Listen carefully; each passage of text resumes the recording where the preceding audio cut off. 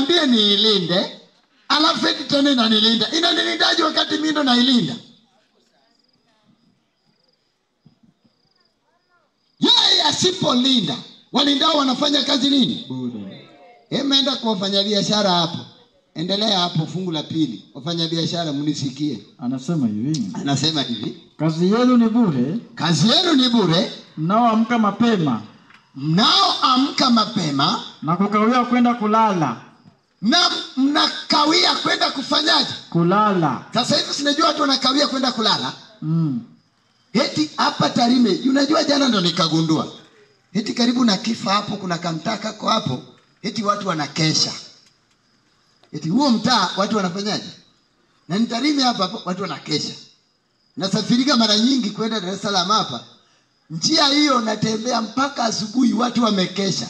Lakini maisha ni magumu. Hao wanaokesha ndio wanaandamana. Kazi yenu ni bure, mnaowahi mapema. Alafu na mnafanyaje? Nakula chakula cha taabu. Yaani mnawahi na mnachelewa kulala. Kuwahi unawahi, alafu unachelewa. Unajua mimi kazi zingine nilikuwa napenda zina faida, lakini ninapenda usingizi. Hasa kazi za hoteli. Eti mimi ndo niwahi kuamka. Yaani mimi nichelewe kulala, niwahi kuamka. Inanipa mgogoro kichwani kuianza hiyo biashara ingawa napenda.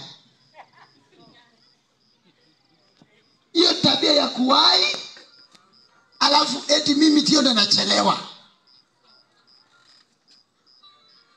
Yeye hanampa rafiki yake unini?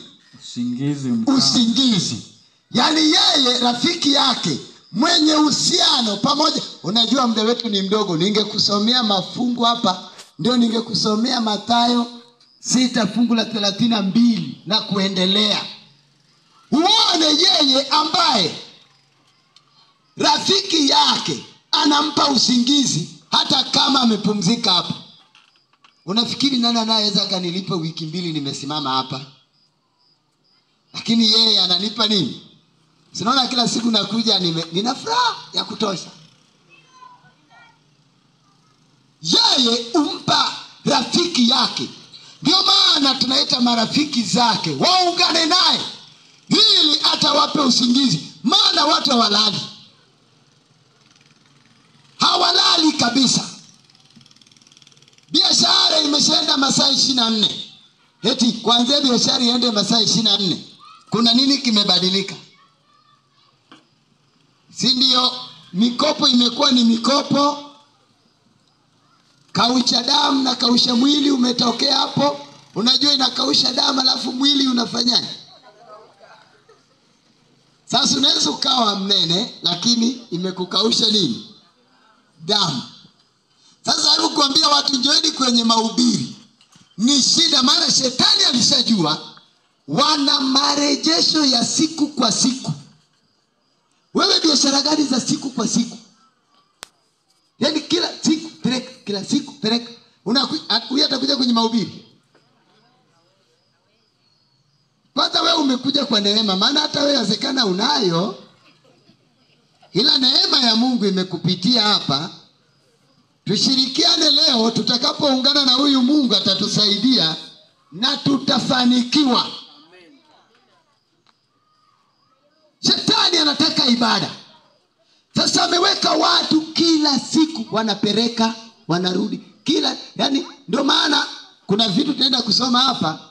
Sasa hivi hata maisha yetu yamekuwa magumu.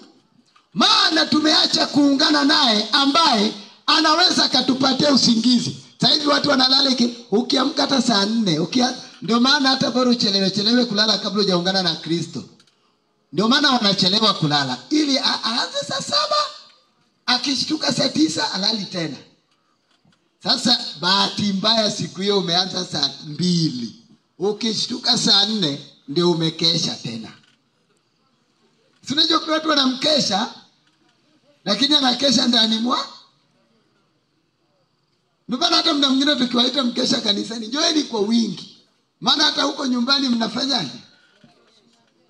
Sasa Bora tuje tuungane huku. Ukeshe kwa maana. Ungana naye ambaye anaweza kukupa usingizi. Sasa ngoja nikwambie. Naomba soma kwa upendo wake anatuambia maneno haya katika Isaya 48 fungu la 17 na 18. Hii ni upendo wake wa pekee ili anapotufundisha. Unajua yeye ndiye Mungu anayejua vyote. Mwenye elimu, mwenye degree.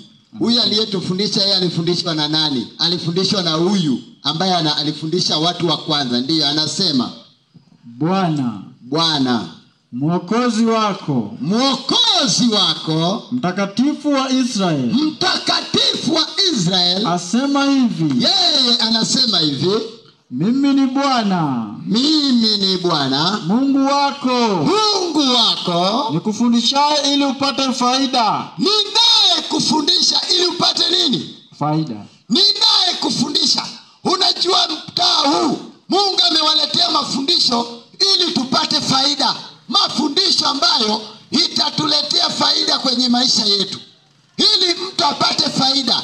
Yeye ndiye anayeweza katufundisha tukatoka kwenye shida kali na maisha mabaya yanayosumbua ulimwengu. Yeye anaweza katufundisha tukapata hekima ya kutuongoza tena upya. Yeye anaweza katufundisha ili tutoke kwenye shida ambayo imetukumba. Akafundisha familia, akafundisha wanandoa, akafundisha vijana, akafundisha wakina mama. Yeye ndiye anayetufundisha, mafundisho yake yanaturudishia faida.